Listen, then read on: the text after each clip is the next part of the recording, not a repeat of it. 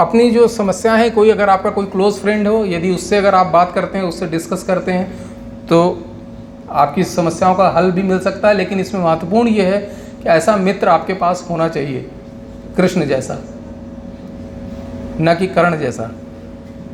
कर्ण भी मित्र था, वो भी खास मित्र था।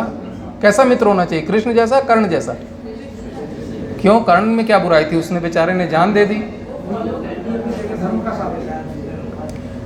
ऐसा ही मित्र आपके साथ होना चाहिए जो आपको सही मार्ग पर ले जाए, आपको गलत मार्ग पर जाने से बचाए। वो सही मित्र नहीं होता कि जो आपकी गलती में भी आपका साथ दे।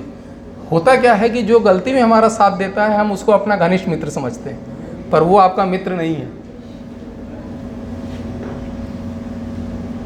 हमको इतना ज़्यादा एहसानमंद होना चाहिए कि हम किसी भी क्षेत्र में अगर हम आगे बढ़ रहे हैं तो निश्चित रूप से उसमें बहुत सारे कार्यकर्ताओं का उसमें योगदान होता है। न्यूटन ने एक बार कहा था कि मैं आज जिस जगह पे पहुंचा हूं उसलिए क्योंकि मैं अपने से नीचे बहुत सारे लोगों के सिर के ऊपर खड़ा हुआ हूं। तो हम में से जो भी लोग, ये हमारा संस्थान कोई भी है, ये सारे लोगों के मिलकर एक सम्मिलित प्रयास होता है जिससे कि बहुत आगे बढ़ता है।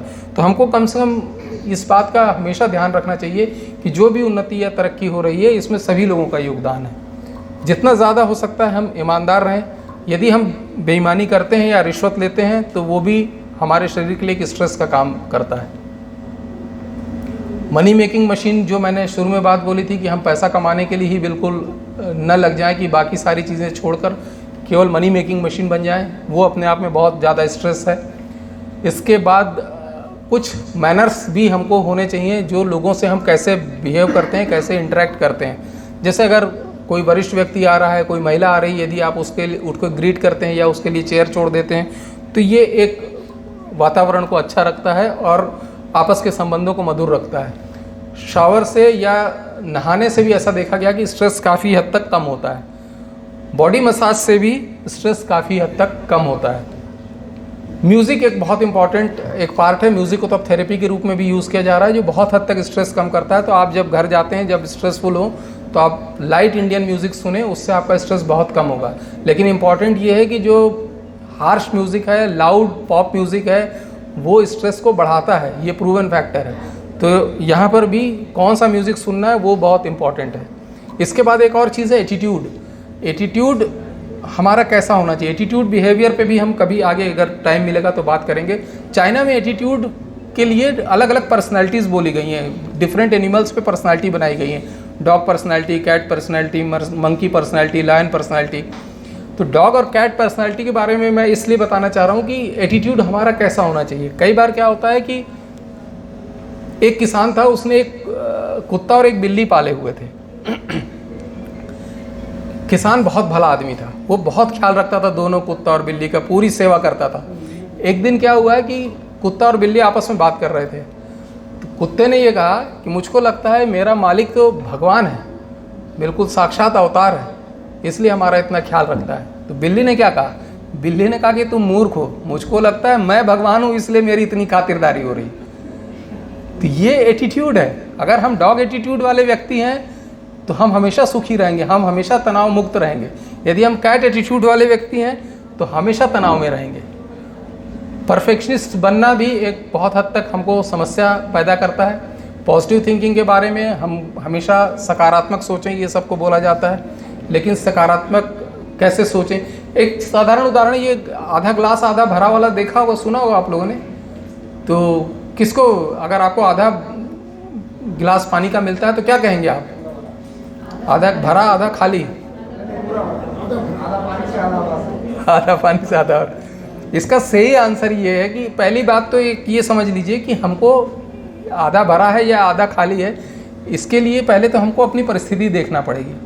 यदि हम किसी रेगिस्तान में फंसे हैं, कई दिन से हमको पीने के लिए पानी नहीं मिला है और उस समय हमको आधा गिलास पानी मिलता है, तो वो हमारे लिए आधा काली है। और कभी हम ऐसी स्थिति में जहाँ गले तक हमारे पानी भरा, अब एक घूंट भी नहीं जा सकता, वहाँ कोई बोलता है कि आधा गिलास ले लो, तो वो हमारे अंदर गले में जाएगा नहीं, तो वो हमारे लिए आधा गिलास भरा है।